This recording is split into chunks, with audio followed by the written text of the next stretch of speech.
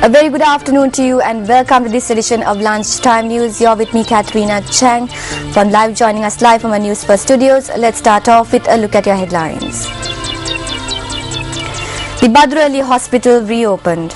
16,000 litres of ethanol that was illegally imported seized by Sri Lankan customs. And on international news, Bolivian children push government to lower working ages to 12.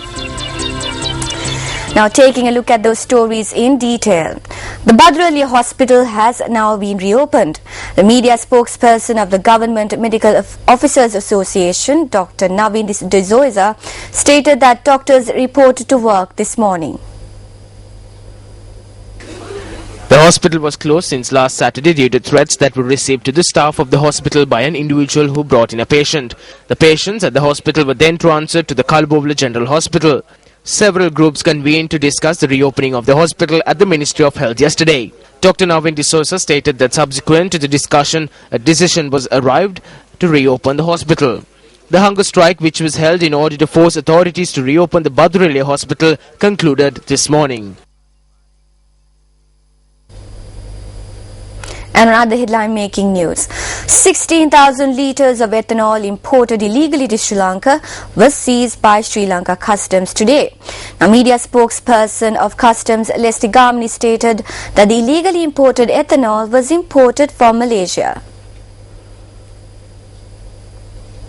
Today at Murgodavat container yard, the customs officers of Revenue Task Force detected one 20-foot container.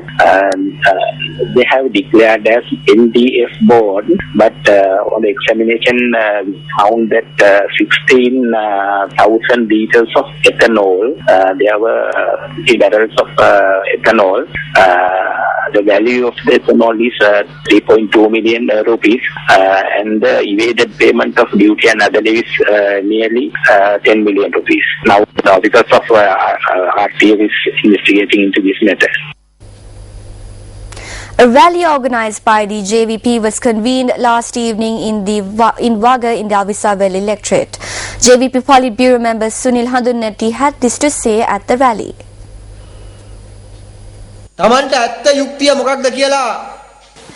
It is time where one cannot understand truth and justice, and a time the public vote is misused. Today, if you take this country, people face many problems that affect their life. There are financial difficulties.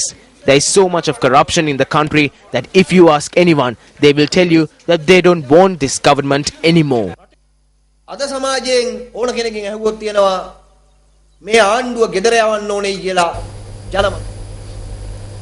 The Central Environmental Authority has commenced a project to recycle solid waste that residents discard in Colombo. The chairman, Vima Rubasinghe, has stated that all heads of government institutions in Colombo have been invited to the Central Environment Authority for discussions to take place at noon today.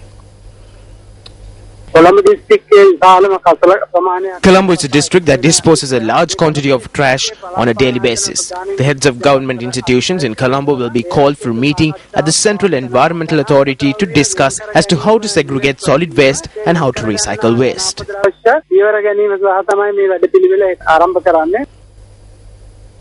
Bus services have come to a halt in many areas in the northern province due to strike action organized by the Private Bus Owners Association of the Northern Province. The Private Bus Owners Association of the Northern Province charged that buses registered under the Private Bus Owners Association of Vavuniya should not be allowed to operate in other areas. However, the Vavuniya Private Bus Owners Association charged that permission was granted by the District Secretary of Vavuniya to operate on several routes during the period the resettlement process took place. The protest is currently underway at the Parantan Junction. Our correspondent said that the protesters have blocked the road and have disrupted vehicular movement. Security has been beefed up in the area due to the protest. Our correspondent added that the protesters later engaged in discussion with the District Secretary of Kilinochchi. This report is filed by Newsfirst U reporter YB Lal from Ambalipitia.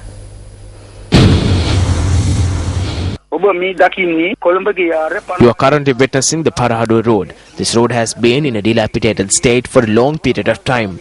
The Parahadu school is located along this road. Area residents request that this road be renovated with immediate effect. සකර දෙන්න ලෙසය. මම Newsfirst you reporter ඇඹිලිපිටියේ සිට වයිබීලාල්.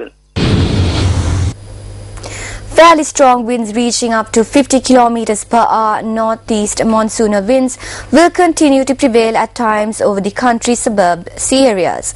Except for a few showers in the northern and eastern provinces, mainly fair weather will prevail most parts of the island.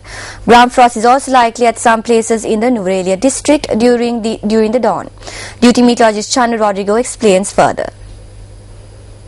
Fairly strong northeast monsoon winds will continue to prevail at times over the country and surrounding sea areas, but the possibility for rain over the island is very low, except for a few showers in the northern and eastern provinces.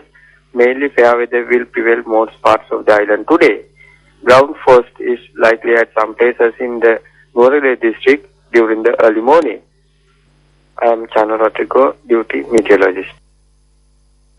Well, on that note, we conclude our lunchtime news bulletin for the day. For the Newsfirst team, I'm Katharina Chang. Have a pleasant day ahead.